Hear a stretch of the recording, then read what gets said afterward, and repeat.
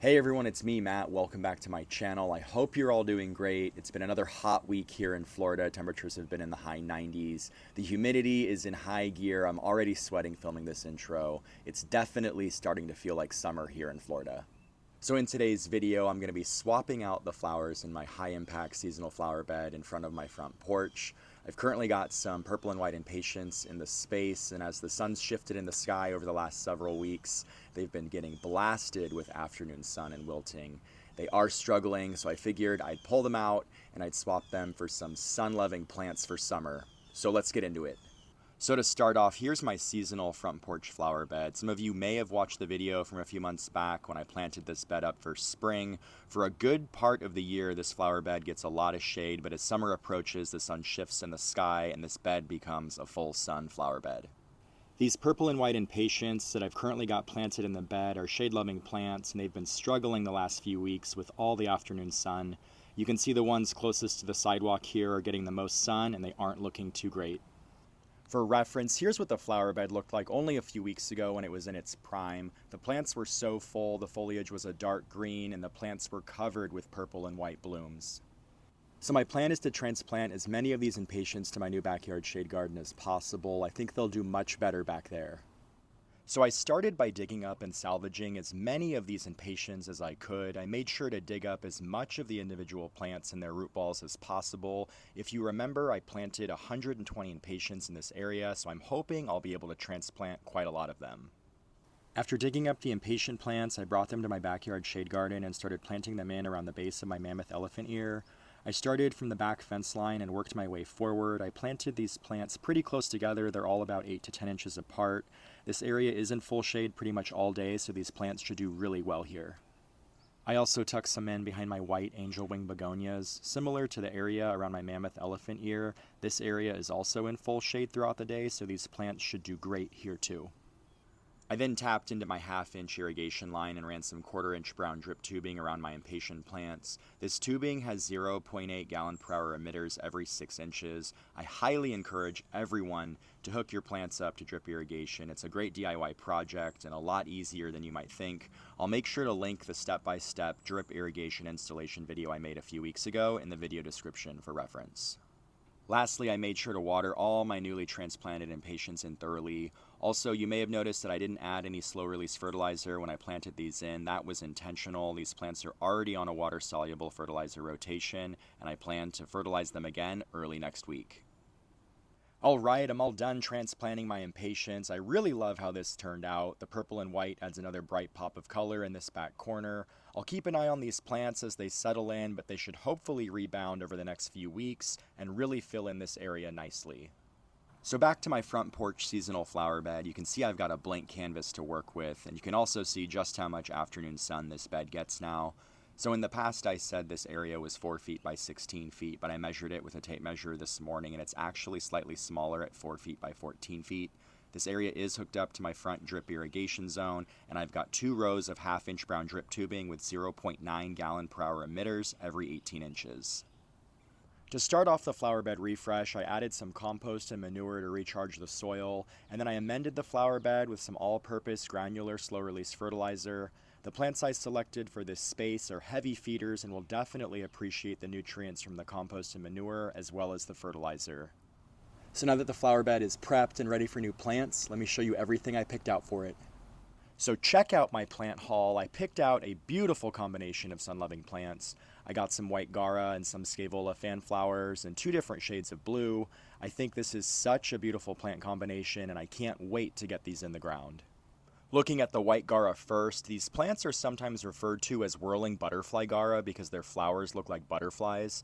This is a full sun plant with beautiful spires of white blooms that flowers spring through fall. The foliage of the plant can grow up to 18 inches tall and 20 inches wide, but the bloom spires can reach heights of 3 feet. It's drought tolerant, but it's also heat and humidity tolerant, so it's a very versatile plant. The pollinators love it, and it's hardy in USDA zones 6 through 9. Looking at my Scaevola fanflowers next, you can see I've got 2 shades of blue, some dark blue and some light blue. Scaevola is a flowering ground cover, and you can see it's covered in these interesting fan-like flowers. Scaevola does really well planted in the ground, but it can also be used as a spilling plant in window boxes, containers, and hanging baskets. These plants bloom spring through fall. They like full sun and they'll grow about 8 inches tall and about 12 inches wide. But I've read online that some varieties spread even wider. Scaevola also does really well in hot, humid climates. The pollinators love it, and it's hardy in USDA zones 10 and 11, but can be grown as annuals in lower zones. As far as plant placement for this high impact flower bed, I'm going to place the plants in 3 rows. In the back row, I'm alternating the dark blue Scaevola and white Gara every 12 inches. And then in the front 2 rows, I'm alternating the light blue and dark blue Scaevola also every 12 inches in a checkerboard pattern. This spacing should be perfect, and once these plants mature, they should all touch, creating a beautiful carpet of dark blue and light blue fan flowers with a beautiful backdrop of taller white Gara. So now that the placement is all set, let's get these plants in the ground.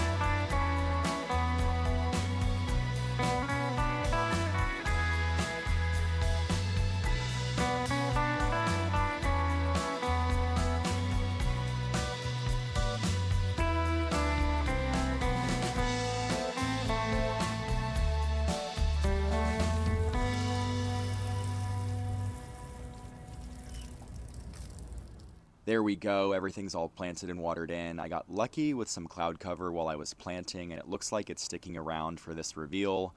I really love how this garden bed turned out. I'm loving all the blue and white.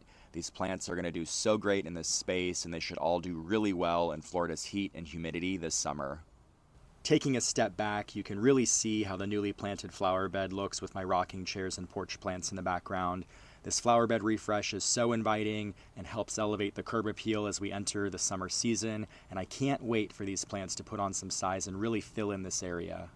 So that's going to do it for today's video. I hope you enjoyed it. I'm a complete mess, but I'm so happy I was able to save so many of my purple and white impatiens and get them transplanted into my backyard shade garden. I'm also thrilled with how my front porch seasonal flower bed turned out. Remember to hit those like and subscribe buttons so you can hang out with me in future videos. I hope you have a great rest of your day, and I'll see you in the next one.